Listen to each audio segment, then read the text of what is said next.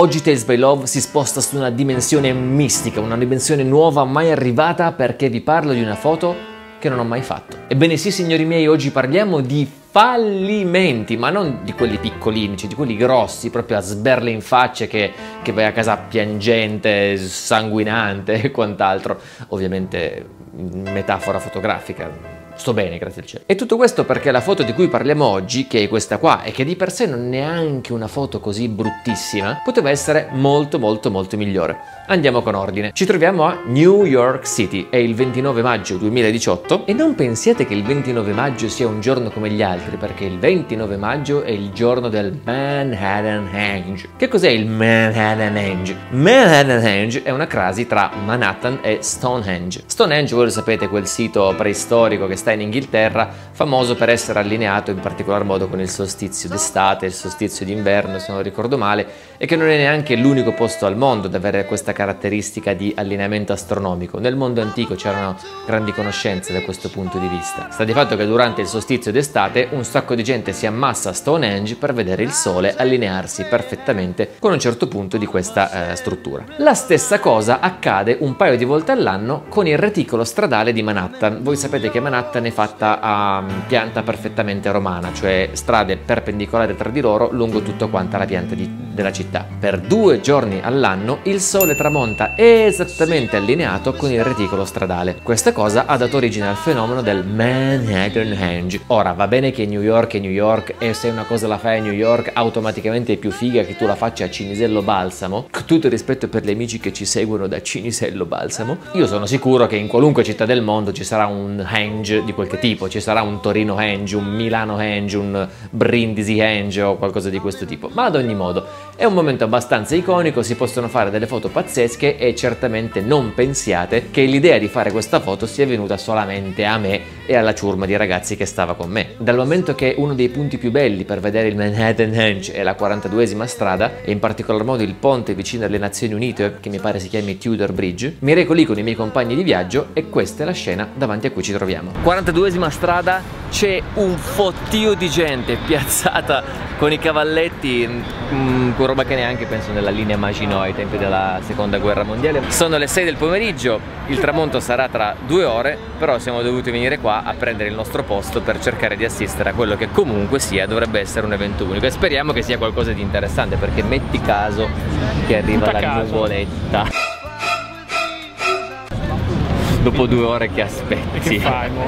2 ore prima del tramonto c'era già il mondo, gente già appostata con i cavalletti, anche perché, ragazzi, la giornata prometteva bene, non c'erano nuvole in cielo, c'era un sole pazzesco, era la giornata perfetta. L'anno scorso al Manhattanhenge non si è verificato perché era una giornata nuvolosa e nessuno, diciamo, ci ha dato poi tutto sto peso, ma in quel momento, 2 ore e mezzo prima del tramonto, c'era molta attesa. Ovviamente i posti migliori sono stati presi dai cinesi di turno che erano lì da 3 ore prima, oltre che ovviamente da gente del posto, gente che abita a New York, aspetta quel momento da un sacco di tempo. E più tardi, verso le 7:30, sono arrivati anche i furgoncini della televisione, i giornali, cioè eravamo tutti pronti per il momento del secolo, l'allineamento astronomico totale, comprensivo, tutti pronti a scattare una foto da 20.000 like su Instagram, finire in prima pagina sul New York Times, diventare presidenti degli Stati Uniti con una foto. E in tutto questo io dovevo trovare un posticino, chiaramente non potevo accontentarmi di stare defilato a sinistra perché sarebbe mancata tutta quanta la prospettiva della fotografia, no? Così trovo un modo geniale di guadagnare la linea di mezzeria accovacciandomi ai piedi dei fotografi che stavano lì da 3 ore. Non davo fastidio a loro, semplicemente io ero praticamente rannicchiato come se stessi cercando di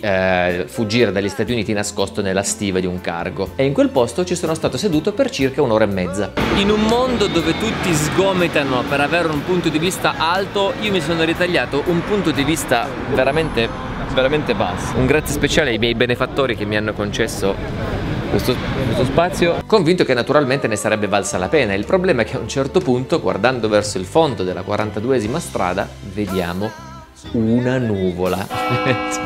Cioè l'unica nuvola che non ci doveva essere, potevano essercene ovunque. Ci fossero state le nuvole in cielo, ma no, veniva un tramonto di quelli da cannone. Invece no, c'era solamente quella nuvola che ti copre il sole, cioè nuvola che naturalmente abbiamo ribattezzato nuvola di Fantozzi, così per brandizzare anche la sfiga in qualche modo. Sta di fatto che man mano che si avvicinano le 8:20 il capannello di gente aumenta, siamo arrivati ad essere qualcosa come 50-60 persone e uno dopo l'altro ci siamo presi una bella randellata sui denti perché questo tramonto non c'è mai stato, il Manhattanhenge non c'è mai stato e abbiamo tutti sprecato del gran tempo.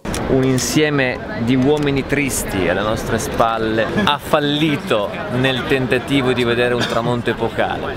Guardate le facce, sono tutti depressi intorno a me. Però nulla ci vieta di trarre una lezione esistenziale da questo momento, perché voi sapete, vi racconto spesso dei momenti in cui uno osa, tenta la fortuna e poi le cose vanno bene e allora uno si fa bello nel dire però se non ci avessi provato non ci saresti mai riuscito. Benissimo, questa è un'altra situazione di questo tipo.